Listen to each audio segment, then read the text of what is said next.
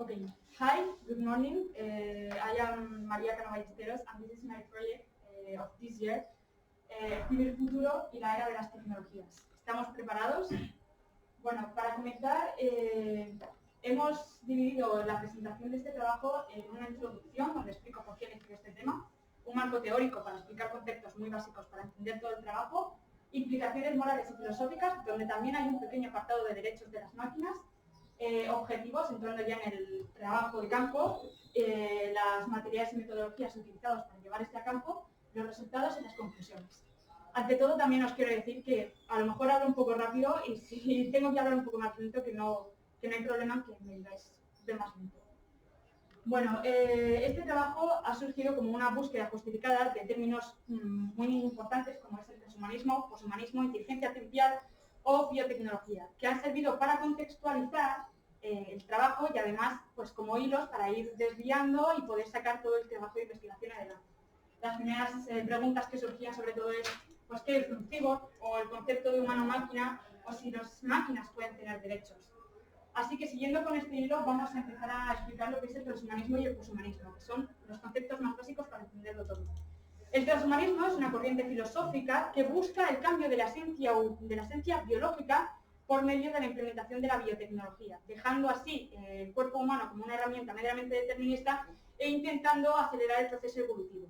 El transhumanismo además converge en el poshumanismo, que está respaldado por el transhumanismo, pero hace más énfasis en el hecho de divergencia entre individuos. ¿Qué significa esto? Mediante la implementación de biotecnologías surgirá mucha divergencia fisiológica entre las personas y los seres humanos. De esta manera, pues, se lleva un poco a discutir y cuestionar el concepto de ser humano. Siguiendo por el mismo hilo, una IA, que son las iniciales de inteligencia artificial, es un sistema robótico que presenta comportamiento inteligente de manera autónoma, además de poder analizar su entorno y responder a objetivos específicos. Alan Turing, que como hemos visto antes en el trabajo de Dani, considerado el padre de la computación, inventó el famoso test de Turing, que consiste en ver si una máquina es capaz de responder y reconocer a el NLP, Natural Language Processing. ¿Qué significa esto? Bueno, pues estos son los test de Turing a los que estamos acostumbrados a hacer nosotros a lo largo de nuestra vida y como podemos ver, pues son básicamente conceptos muy básicos que todo ser humano es capaz de responder. Por ejemplo, Turing en su artículo original somete diferenciación entre dos fotografías, una con una mujer y otra con un hombre. Un ser humano es completamente capaz de distinguir entre una mujer y un hombre, pero lo es una máquina y pues es básicamente como ver qué tan humano eres, ¿no? Además tenemos la bioingeniería. La bioingeniería es básicamente la implementación de aparatos electrónicos en los cuerpos biológicos y orgánicos. Hemos seleccionado estos tres elementos que creemos que han sido los más utilizados a lo largo de estos 20 años, que ha sido cuando se ha venido desarrollando, y pues que son más utilizados. En primer lugar tenemos los chips NFC, que son dispositivos de corto alcance, en concreto 20 centímetros, que llegan a alcanzar, no el tamaño del dispositivo. Y pues bueno, aparecieron principalmente en los años 2000 con la implementación de la tecnología Bluetooth, aunque pues a lo largo de todos estos años la gente lo ha estado utilizando para implantárselos en los cuerpos. Hemos puesto aquí un ejemplo de los más utilizados, sobre todo este en concreto, que se implanta en esta parte de la mano, aunque hay más partes del cuerpo donde se puede implantar mediante una aguja de un grosor considerable, pero ante todo son intervenciones muy rápidas e indoloras. Los usuarios buscan poder intercambiar información entre elementos electrónicos, identificarse, hacer pagos, así como poder programarlos tú mismo y que lleven a cabo determinadas acciones, ¿no? Luego tenemos las prótesis, que reemplazan órganos y extensiones del cuerpo que ya no están por los motivos que sean y pueden devolver al cuerpo a su funcionamiento normal o mejorarlo, depende del tipo de prótesis que estemos implementando. Y por último, pues, tenemos las órtesis, que son aparatos totalmente externos al cuerpo que se implementan para cambiar el sistema o la funcionalidad del sistema neuromusculoesquelético, además de que también están un poco en el campo de la estética.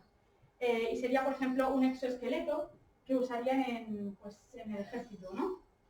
De esta manera, con la implementación de estas biotecnologías en los humanos, estas son las especies que más se especula que pueden surgir en los próximos 2 años. O sea, 2 años, en los próximos años.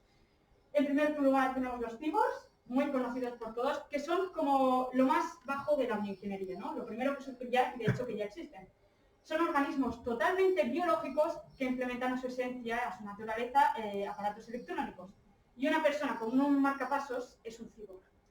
Para que lo sepamos. También tenemos los bioorgs, que son originalmente Homo sapiens, pero están codificados genéticamente. Los silos, que ya no estaríamos hablando de humanos, sino que están hechos a partir de silicio, y se acercaría más al concepto de androide. Y están hechos pues, para hacer acciones que los humanos ya no realizaríamos porque para eso los tenemos. Y también está el cerebro global cuántico, que pasaríamos a un estado de conciencia instalada en la red mediante algoritmos. ¿Qué quiere decir esto? Pues son supercomputadoras cuánticas gigantes que contienen los contenidos mentales de un montón de eras, de épocas y de personas, que básicamente es como, al fin y al cabo es una inteligencia artificial, y es como que su inteligencia sería tan superior a la humana y derivados dichos anteriormente, que hablando post-apocalípticamente sería como el robot que nos gobierna a todos a lo V de Vendetta, ¿no? Bueno, siguiendo por el mismo camino, vamos a pasar a comparar el funcionamiento de un cerebro biológico al funcionamiento de una inteligencia artificial, el cómo aprenden y funcionan. Los seres vivos tenemos sistemas nerviosos que básicamente en la que todo es resultado de una acción cerebral, sinapsis química. La función del cerebro es recoger información, analizarla y procesar respuestas. De esta manera, introduciéndonos un poco más, la unidad básica del cerebro son las neuronas, que tienen tres regiones funcionales principales. Tenemos un componente de entrada con dendritas, input, la información entra al cuerpo neuronal, un cuerpo o soma que contiene el núcleo, trigger, la información es procesada por el cuerpo neuronal, y un axón y componente de salida y sinapsis química, output. La información analizada sale del cuerpo neuronal para pasar al siguiente cuerpo neuronal que va a seguir procesando esta información. Ahora las inteligencias artificiales. Las inteligencias artificiales tienen dos procesos básicos de aprender. Tenemos el machine learning, que sería un aprendizaje más primario, y el deep learning, que es un aprendizaje más profundo y parecido al pensamiento racional de las personas. El machine learning consiste en la identificación de patrones complejos en millones de datos mediante algoritmos preinstalados. Igualmente, esto conlleva el mejoramiento del sistema de manera autónoma. Y pues es para reconocer cosas sencillas. Y luego tenemos el deep learning, incluso el machine learning, pero usándolo en una red neuronal artificial compuesta por niveles jerárquicos. ¿Qué significa esto? Bueno, pues tenemos una información muy básica, que es la que va a ser procesada, que entra al primer nivel. Este primer nivel compone una información muy sencilla, que pasa al segundo nivel, que la combina y compone una información un poquito más compleja. A su vez, esta información pasa al tercer nivel, donde, pues bueno, sucesivamente se compone información más compleja hasta la salida de lo que ha sido o lo es la información procesada, ¿no? Entonces, pues surge la pregunta de si sería posible volcar los conocimientos o los algoritmos de un cerebro biológico en una inteligencia artificial para hacer así como un concepto de vida 3.0, algo más allá de lo biológico. Entonces, aquí entra Max Tegmark, que en su libro Vida 3.0 hace la distinción de tres etapas en la evolución de los seres humanos. En primer lugar, tenemos la vida 1.0, que corresponde a la hominización, es decir, el desarrollo del hardware y del software biológico, pues surgido hace 4 millones de años con la aparición de los primates. Tenemos también la vida 2.0, que corresponde a la humanización, es decir, el desarrollo del hardware, del software, mediante la evolución sociocultural, y surge hace entre 50.000 y 60.000 años, y la vida 3.0, que es la fase tecnológica en la que nos encontramos actualmente. Y corresponde al desarrollo del hardware y software mediante el biohacking y las biotecnologías, pero puestas por el propio individuo. ¿Qué significa esto? En las dos etapas anteriores, la humanidad, quitando el hecho de que haya más ramificaciones de los primates en los homínidos, toda la humanidad evolucionaba de una manera conjunta. Es decir, no habían eslabones sueltos, ¿no? Por así decirlo. Sin embargo, aquí, pues, como fisiológicamente vamos a ir cambiando, es decir, si yo me corto una mano y me pongo una prótesis, el resto de la humanidad no se va a cortar una mano y se va a poner una prótesis. De esta manera, como cada uno va a tener sus prótesis para cubrir sus funciones y sus necesidades, van a surgir muchas ramificaciones y desviaciones. Eso es más o menos lo que presenta el poshumanismo. Surge en el siglo XX y se desarrolla en el siglo XXI. Ahora vamos a empezar a hablar de los derechos de las máquinas, y como introductorio hemos puesto el caso de Neil Harbinson, que ha sido el primer cyborg reconocido por un gobierno. Esto ocurrió en 2004, cuando Neil quiso renovarse su pasaporte en Reino Unido, pero su solicitud fue denegada porque la fotografía aparecía con una antena, supuestamente en la cabeza. ¿Qué pasa? Que esto, según la ley, está prohibido y no se puede hacer, pero dicha antena estaba conectada a su cerebro mediante implantes neuronales que le permitían suplir un déficit a los colores. Podía ver colores infrarrojos y ultravioletas, así como recibir imágenes, vídeos, músicas y llamadas directamente a su cerebro mediante aparatos electrónicos externos como teléfonos o satélites. Bueno, finalmente recogió mucha información por parte de los médicos que decían que esto ayudaba al desarrollo del individuo y a poder comunicarse con el medio y que no era una tontería, así que finalmente las autoridades se dieron por vencidas y le permitieron aparecer en la foto con la antena, convirtiéndose en el primer cyborg reconocido por un gobierno. ¿Por qué hemos puesto este ejemplo? Pues muy sencillo, y es que en la primera ocasión en la que su solicitud fue rechazada surge una duda. Si con el paso de los años cada vez van a haber más personas que implementen en sus organismos elementos tecnológicos, ¿es que ya no van a ser respaldados por la ley o por los derechos humanos? ¿Van a ser diferentes al concepto de ser humano y por eso ya no se puede tratar con ellos? Bueno, pues veamos. Según la ley actual, los aparatos electrónicos se consideran entes separados del ser humano. ¿Qué significa esto? Pues que una persona que está usando un teléfono para la ley no es un ente en su totalidad, sino que es un ser humano usando una máquina. ¿Dónde está el problema aquí? Que también se considera un ente usando una máquina a personas que tienen marcapasos, prótesis, implantes neuronales, y esto pues conlleva un problema porque si se da la ocasión y tus implantes o tus elementos electrónicos son dañados, no estarían respaldados por la ley, ya que se consideraría daño a las cosas y no al humano. Y pues esto es malo. Esto es malo porque no te pueden arrancar las prótesis así como así, porque están implantadas. De esta manera, pues como una prótesis es algo que lleva a poder desarrollar al individuo con el propio medio, considero que deberían estar protegidos por los derechos humanos. Además, entrando en el concepto de derechos humanos, la palabra humano no se restringe únicamente a lo biológicamente humano, sino que se llaman así para causar una enseñanza profunda en todos los individuos y que puedan recurrir a ellos con facilidad. No, de nuevo, porque se signifique lo biológicamente humano y lo que se salga de esto pues no puede estar protegido por los derechos humanos. De esta manera, como las personas tenemos la libertad de elegir nuestras corrientes filosóficas, nuestras ideologías, así como poder autodeterminarnos, dentro de unos años, cuando empiece a verse a la luz este problema, surgirá una demanda de nuevos derechos.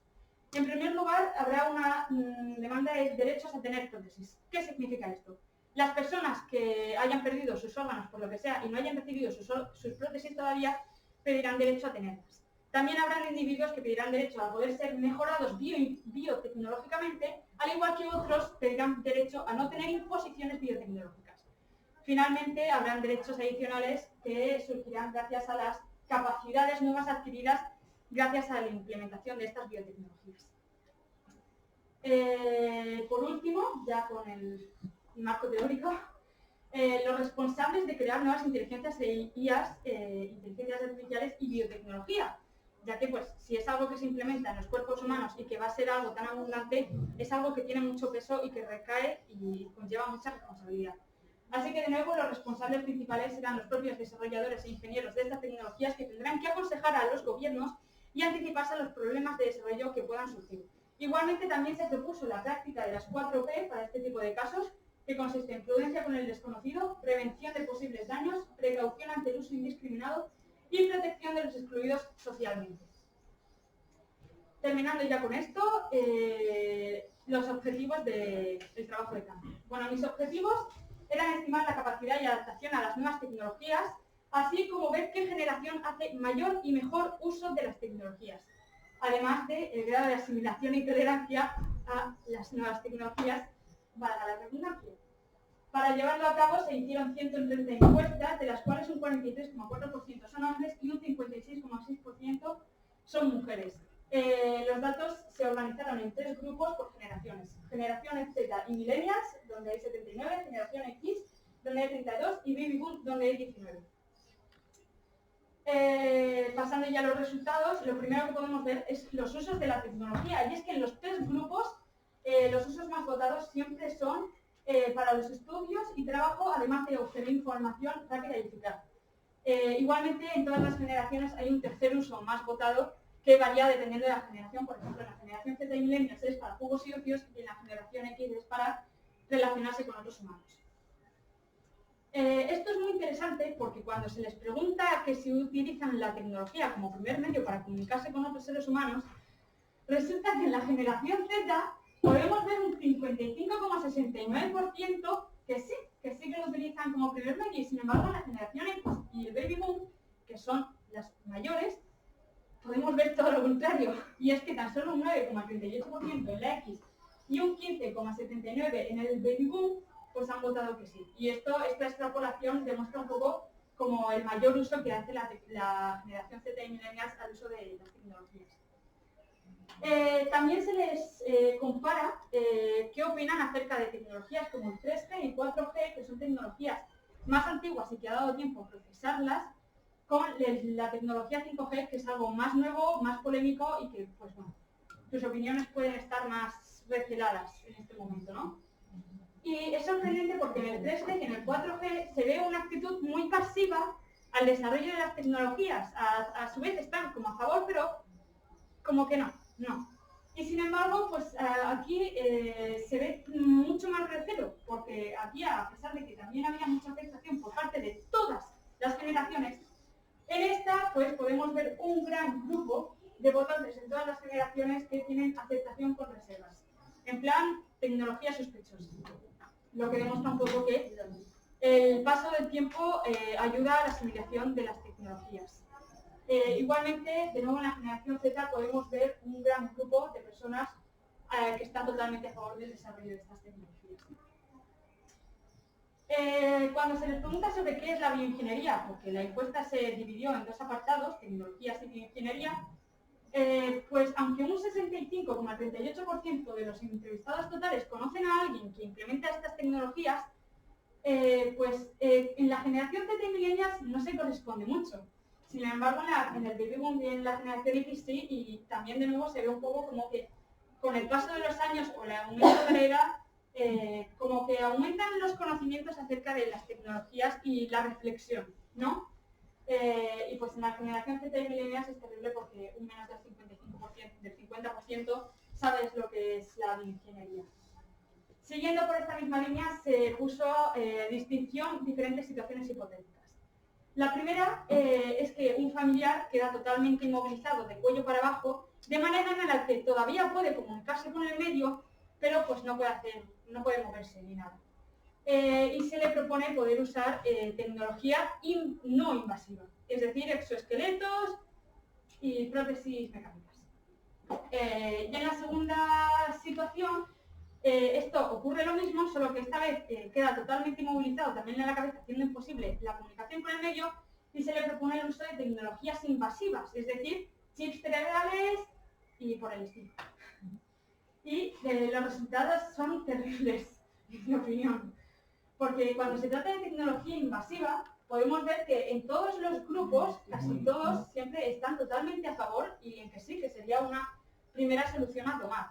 Sin embargo, cuando se trata de tecnología invasiva podemos ver mucho recelo, ya que las tres columnas más votadas siempre sería la última opción, pero lo permitiría.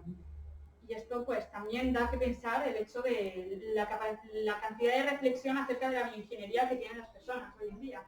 Igualmente podemos ver que hay grupos considerables en las tres generaciones de personas que están totalmente a favor, y también algo que me sorprendió es que en la generación Z y X presentan grupos de personas que están totalmente en contra de la implementación de estas tecnologías en los seres orgánicos, y eso sí que me sorprendió porque son generaciones más modernas, ¿no? Bueno, terminando ya, tenemos la situación hipotética número 3, donde se les habla de instalar la conciencia de un ser querido o familiar en la red en forma de algoritmos. Es decir, ya no estarían vivos biológicamente, pero estarían vivos sintéticamente. ¿Qué pasa? Pues que, para empezar, un 40,9% de los entrevistados totales están en contra de hacer esto, y un 36,2% lo aceptarían, pero no se fiarían ni un pelo de lo que había en ese cacharro. Y esto también es muy malo para la implementación de las inteligencias artificiales en la sociedad, porque si no las aceptan como inteligencias artificiales de personas que ya conocemos, imagínate inteligencias artificiales de cosas que no tenemos ni idea. Igualmente, en el 22,8% de personas que les parece bien, es muy destacable decir que del baby boom, un 42,1% de los entrevistados del baby boom están a favor. Y esto sí que es un gran contraste. Bueno, las conclusiones obtenidas finalmente fue el desconocimiento por parte de la sociedad acerca de las biotecnologías, de la vida 3.0 o de las inteligencias artificiales, pero está un poco justificado por el hecho de que se están integrando paulativamente en la sociedad todavía. El baby boom es la generación con más tolerancia a las tecnologías, y esto sí que sorprende. También hay que tener en cuenta que no están todas las preguntas de las encuestas aquí. También que la generación Z, o sea, generación X, es la que más rechazo tiene hacia las biotecnologías, y la generación Z la más pasiva al desarrollo de estas. Finalmente, hay pasividad en todas las generaciones, aunque afortunadamente se encuentran pequeños grupos de personas que están totalmente a favor del desarrollo de estas tecnologías y que supongo que serán las que posteriormente sigan evolucionando. Así que bueno, este ha sido mi trabajo. Mis agradecimientos a María Dolores y a Bruno, que han sido mis tutores. Y pues básicamente, también tenía otro experimento que me había gustado mucho hacer, pero no tenía las personas con qué hacerlo, y es como hacer un test de Turing, pero en humanos, o una especie de caja china. Es decir, quería poner a una persona a hablar con alguien por internet, y que esta persona no supiese con quién estaba hablando. La cosa es que con quien iba a estar hablando es una inteligencia artificial, y ellos no lo iban a saber. Entonces queríamos estudiar el comportamiento para ver si se daban cuenta de que no es humano y de que es una inteligencia artificial. Pero bueno, se queda para el año que viene. Muy bien, María.